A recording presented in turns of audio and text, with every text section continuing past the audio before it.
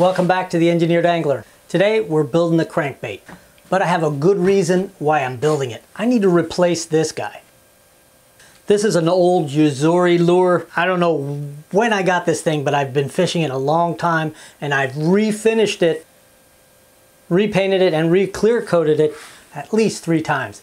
This is the lure that comes out whenever I run into a feeding frenzy out there on the Gulf. The birds are diving, fish are jumping, there's a bait ball, and you just throw what you have out there. And if you don't have something that can take the teeth on a good leader, you're gonna lose it. But this thing has been through a lot of those wars. It's been pretty resilient in those melees. I wanna build a lure that I don't have to paint, I don't have to clear coat, and I don't have to worry that it'll be marred and disfigured after the first big feeding frenzy.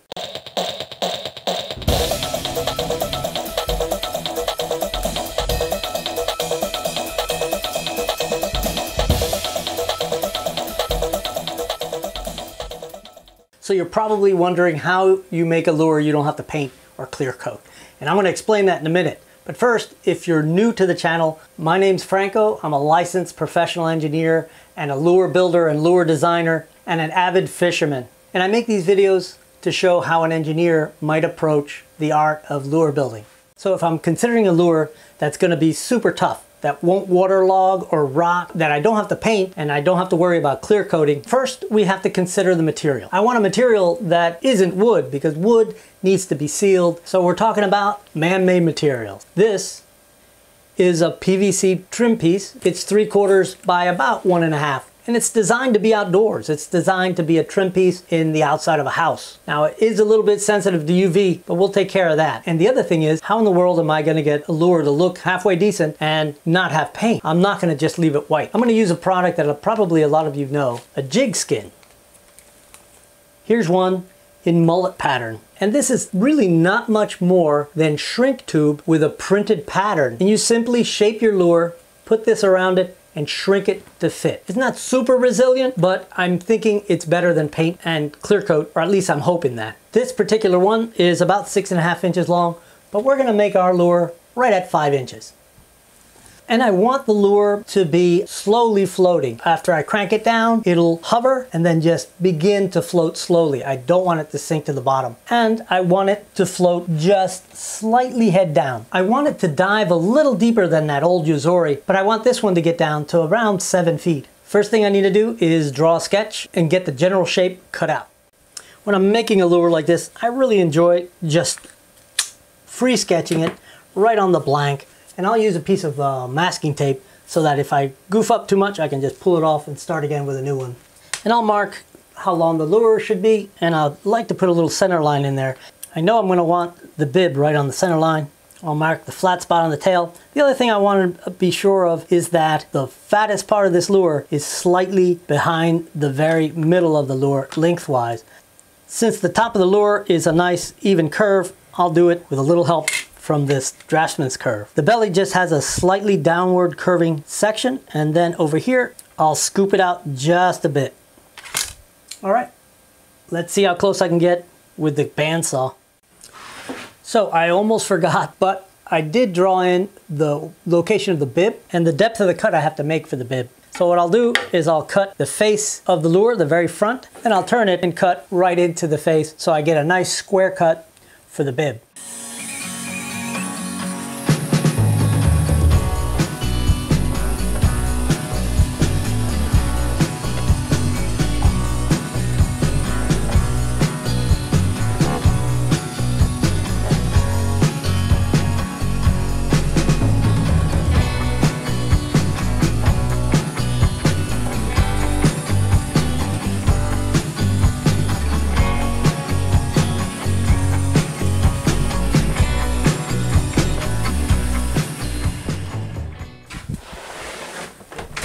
All right, so I'm feeling pretty good about the shape.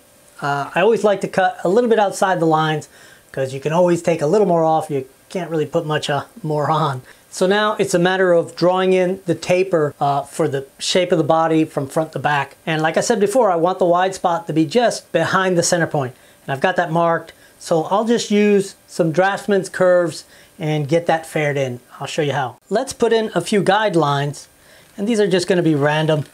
just the height of the pencil itself, just to have some kind of visual guide as I start to carve. It's not a bad idea to do a perfect center line. So I'll score in the center and then I'll follow it up with a pencil mark. There's a little bit of extra fat here, and that's because of these texture. I want to make sure I can get that out and still get it centered. Okay, so let's draw the taper. All right, the wide point is right, let's see, it's right here. I'll bring it up and I'll bring it across. All right, so I've got it set up with this little curve, and I'm bringing the nose in just slightly inside those little random drawing lines. The tail, on the other hand, I'm going to bring right to that guideline I drew. So that's the way to look. I just need to do the other side. So normally with wood, I would go ahead and take this back to the bandsaw and cut these wedges out. But because this stuff is so easy to work, I'm just gonna shape it with the belt sander. If you don't have a belt sander, you can certainly do this by hand with just a razor blade and some sandpaper. I get a lot of lure builders ask me for a little help with lures that aren't quite working for them, and almost always it's a crankbait. And really often it's the fact that that crankbait isn't symmetric. You really have to have near perfect symmetry from side to side, and you also have to have your dive bib square to that line down the middle. But enough talk, let's start grinding a shape onto this thing.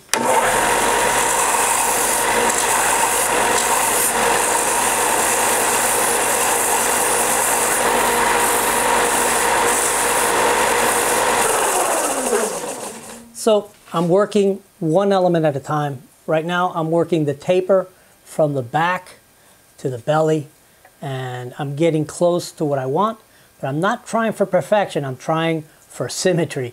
So I'm sighting down it and seeing if I've taken more on one side than the other, and then little by little getting it symmetric and then rounding it off and making it look like I meant it to look that way.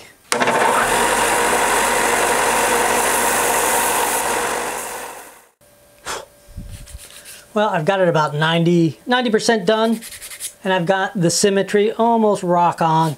I'd give myself a B plus on it. It looks pretty good.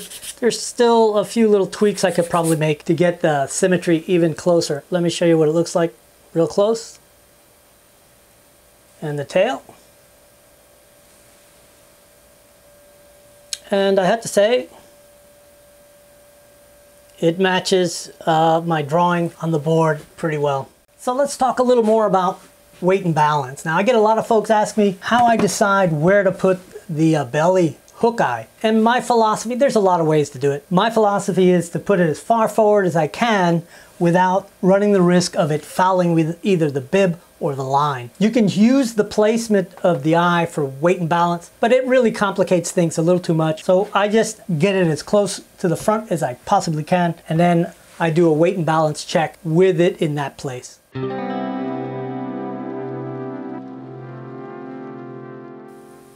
All right, well, it's been a couple of days because I took a little time to prep for a fishing trip that the weather did not allow. So anyway, I've got the shape as nice as I'm going to get it.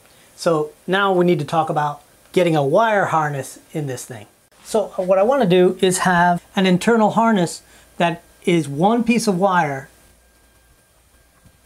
installed in the body, and I'll do that using my drop from the top technique. And that simply means I'll cut a slot all the way across the top of the lure and I'll drop in the harness. I'll have to bend it custom, but the slot will run just deep enough to get the harness in there and get some 2-part resin in there. And to get this eye down in there, I'll drill a hole up from the belly. This gives me two definite benefits. One, I get to take full advantage of the strength of the wire harness, but I also fill this slot and that hole with 2-part resin, and that stiffens this plastic quite a bit.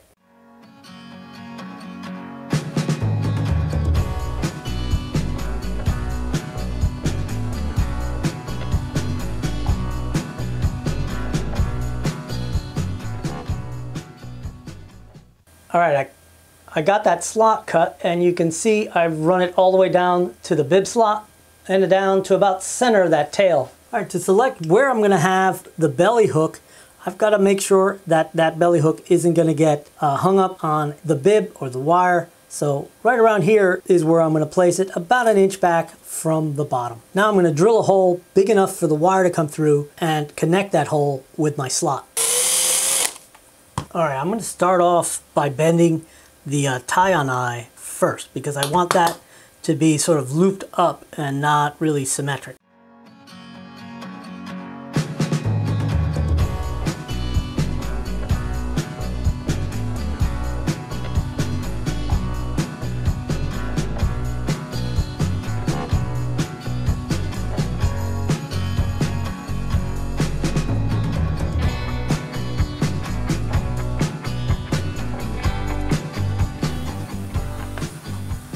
All right, it's time to mix this 20-minute epoxy, and I'll just squirt a little bit into this mini Ziploc bag. And we'll just mix it up right in the bag. And then it's just a matter of cutting the tiniest little bit off the corner. And we'll use this to pipe in our mixture.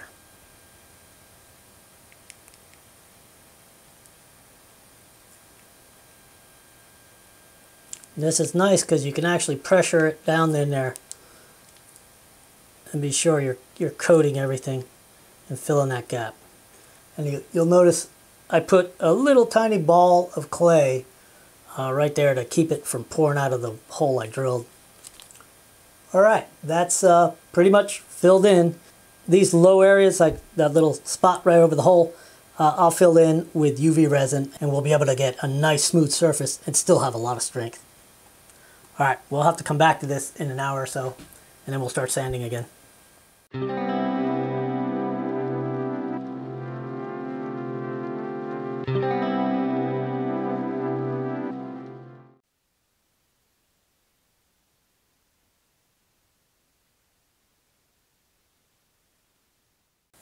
All right, I'm going to go ahead and sand that little fill line, and then we'll talk about weight and balance, how much weight I'm going to put in it, and how I want it to balance in the water.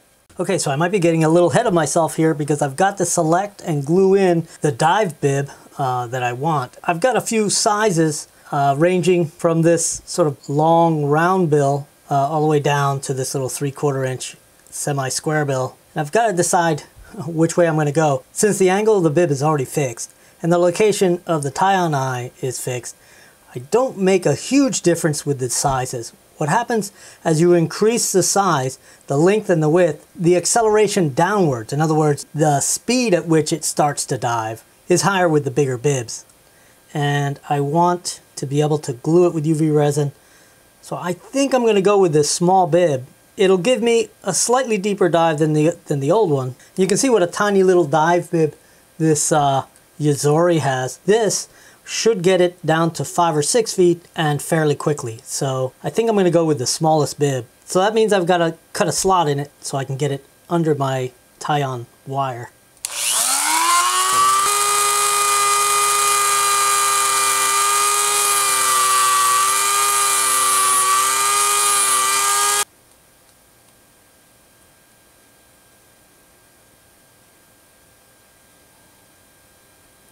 Okay, so I've got it in there. I'm not going to glue it yet. I'm going to go ahead and go to the next step, which is to check where I need to put the weight. So let's go ahead and do the old hanging technique. First, I put a little bit of a fin of tape on the back of the lure. Then I poke a line of holes all the way across that fin so I can hang it up to check the balance. All right, so this vertical line is plumb and that horizontal line is level. So all I'm doing is taking a little hook with a magnet on it, and I'm pushing it through those little holes I made in the tape, and then I'm going to stick it right over that line and see how it sets. Tending to be a little bit tail down, I want it a little bit nose down. So I'm going to move it back to the next hole. And now it's almost perfectly level with the line, so I'm going to go one more hole over. So there you go, slightly head down, actually a little more than slightly, but that looks good to me. So now I just need to mark the body right where that vertical line intersects the belly. So that's right there. So that's where the weight needs to go. All right, and to figure out exactly how much weight to put in that location, I've just hung some random weights, the 2 hooks I know I'm going to use, and some pieces of wire just to finish off the weighting. And if you look, it sinks and then slowly returns to the surface. That's exactly what I want. All right, and now I just weigh those random weights, and I need 12.7 grams. So I'm not likely going to get all 12 right there, so I'll just put as much weight there as I can, and then I'll put equal amounts, equal distant from that location, and that should give me my weight and my balance.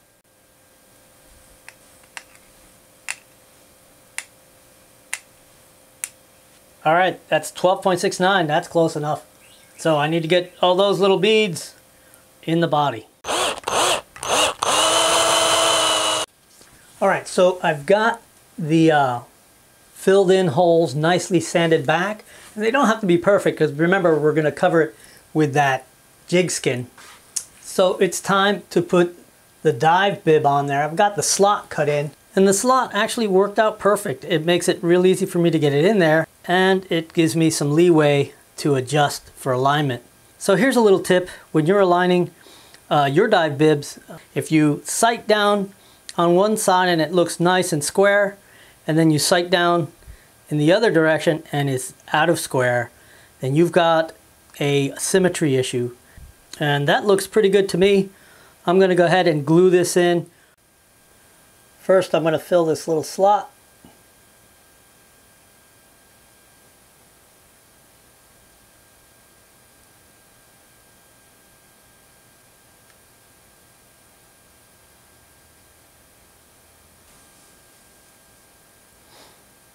All right, let's do a water test before we get too far along here.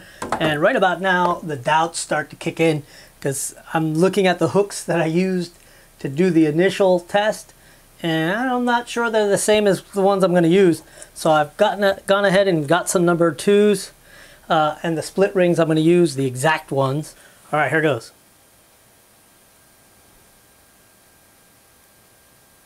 All right, that works. It's a little more nose heavy than I remember, but it still comes back up slowly, which is what I was hoping it would do.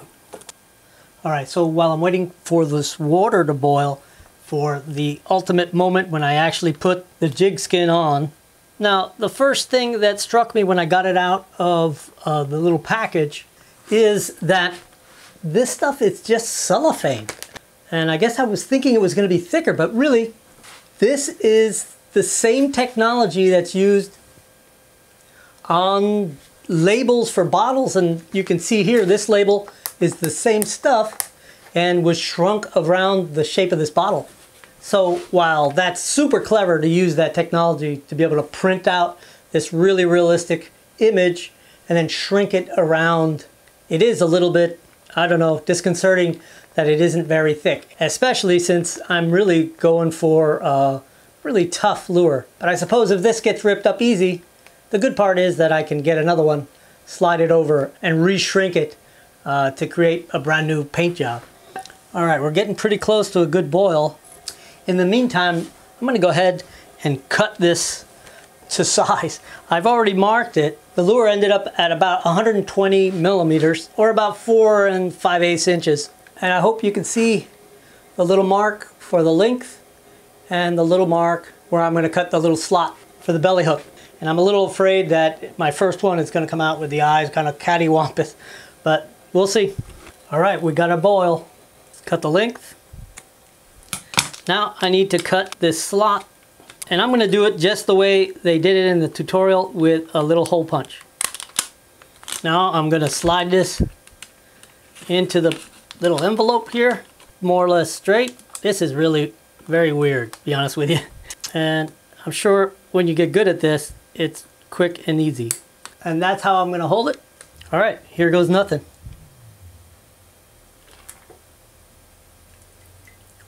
Wow, that was really quick.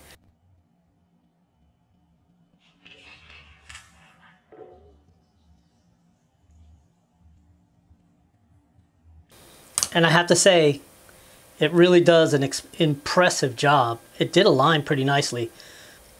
It actually aligned really nicely. You can see the dark streak down the middle, and it's really right in the middle of the back of the lure, which I'm surprised I was able to get it to do that.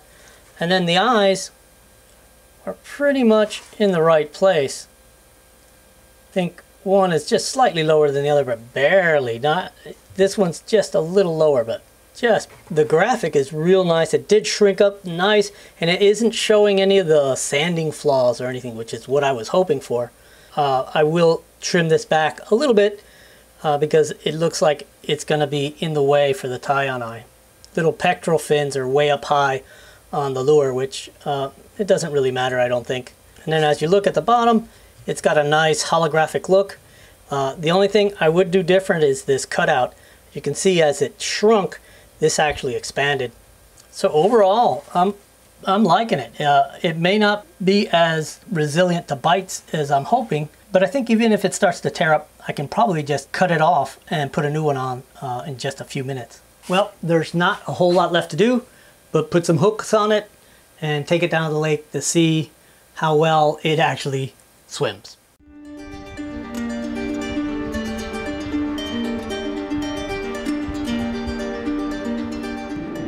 All right, this is not my lake. The water in my lake has gotten really murky in the last few weeks from the rain. So we're out here on Lake Santa Fe. It's a big lake, lots of people here water skiing, so we'll see what we can do. Let me show you what it looks like swimming.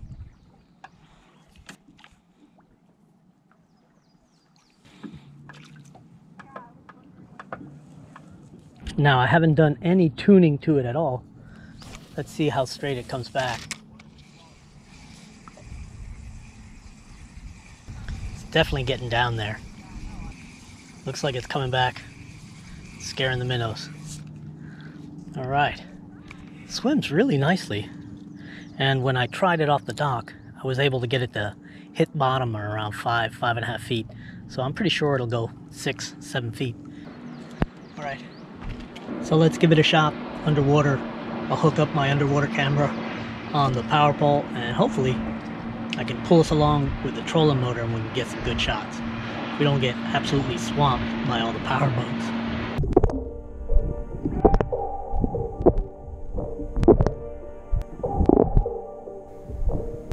It was tough to run fast enough with the trolling motor, so this first segment is going pretty slow.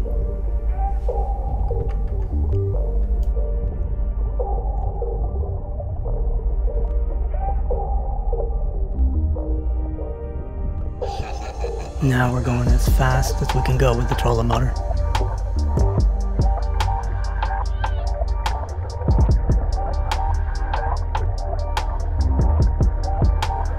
Here you can really see how the boat wake from the passing boats are knocking us around a little bit.